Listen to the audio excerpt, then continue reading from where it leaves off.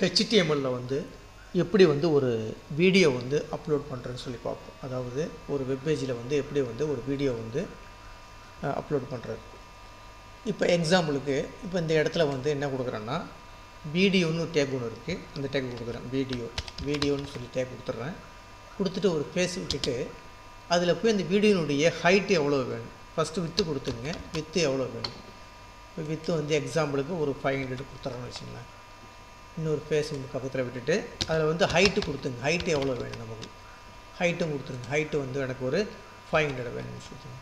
கொடுத்துட்டு பக்கத்தில் என்ன கொடுத்துட வேண்டியது கண்ட்ரோல்ஸ்னு சொல்லி கொடுத்துருங்க. கண்ட்ரோல்னு கொடுத்திங்கன்னா இந்த மாதிரி கண்ட்ரோல்னு சொல்லி வரும். ஜஸ்ட்டு கிளிக் பண்ணிவிட்டு அந்த இதை க்ளோஸ் பண்ணிவிடுங்க. க்ளோஸ் பண்ணிட்டு ஜஸ்ட் என்ட்ரு கொடுத்திங்கன்னா உங்களுக்கு ஆட்டோமேட்டிக்காக ஸ்லாஷ் வீடியோன்னு சொல்லி வந்துடும்.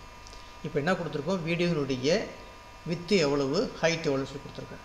அடுத்தது சோர்ஸ் வேணும். எனக்கு சோர்ஸ் கொடுத்திங்கன்னா சோர்ஸ்னு ஒரு இது வரும், டேக் ஒன்று வரும். அதுக்கு பக்கத்தில் எஸ்ஆர்சி அதனுடைய டேகு எஸ்ஆர்சிங்கிறது வந்து கொடுத்துட்டு ஈக்குவல் டு அந்த ஃபைல் நேம் கொடுக்கணும். ஃபைல் நேம் இப்போ எக்ஸாம் கொட்டேஷனுக்குள்ளே இப்போ நான் என்னென்ன எக்ஸல் MP3ன்னு MP4ன்னு சொல்லி ஃபைல் ஒன்று வச்சுருக்கேன். அது ஜஸ்ட்டு கிளிக் பண்ணிக்கிறேன்.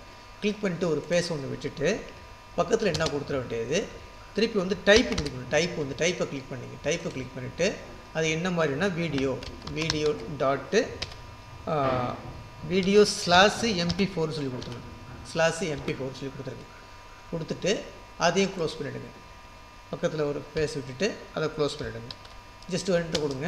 திருப்பி சோர்ஸ் அடுத்த சோர்ஸ் ஒன்று கொடுங்க. அதே மாதிரி வந்து ஓப்பன் பண்ணிங்க. ஒரு டேக் ஒன்று ஓப்பன் பண்ணிக்கிட்டு சோர்ஸ்ன்னு கொடுத்துங்க.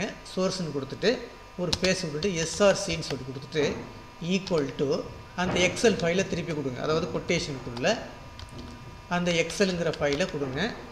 கொடுத்துட்டு டாட்டு ஓஜிஜின்னு கொடுத்துருங்க. ஓஜிஜின்னு கொடுத்துட்டு ஒரு ஃபேஸ் ஒன்று விட்டுட்டு டைப்புன்னு சொல்லி கொடுத்துட்டு ஈக்குவல் டு கொட்டேஷனுக்குள்ளே வீடியோ /OGGன்னு கொடுத்துட வேண்டியது.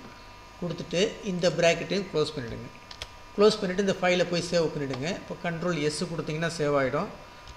கொடுத்துட்டு இப்போ இந்த ஃபைல் இருக்குல்ல, அதாவது இந்த ஃபைலை ரைட் கிளிக் பண்ணிவிட்டு காப்பி பார்த்து கொடுத்துங்க. காப்பி பார்த்து கொடுத்துட்டு நேராக உங்களுடைய கூகுள் குரோமில் போய் ஜஸ்ட் இந்த இடத்துல கிளிக் பண்ணிவிட்டு ரைட் கிளிக் பண்ணி பேஸ்ட்டு சொல்லி கொடுத்துட்டு ஜஸ்ட் என்ட்ரு கொடுத்திங்கன்னா போதும். உங்களுக்கு அந்த வீடியோ வந்துடும். கொஞ்சம் வந்துருச்சு பாருங்கள். இந்த வீடியோ வந்துருச்சு பாருங்கள். இந்த வீடியோ ஜஸ்ட்டு கிளிக் பண்ணிங்கன்னா அந்த வீடியோ மைக்ரோசாஃப்ட் எக்ஸலில் இஃப்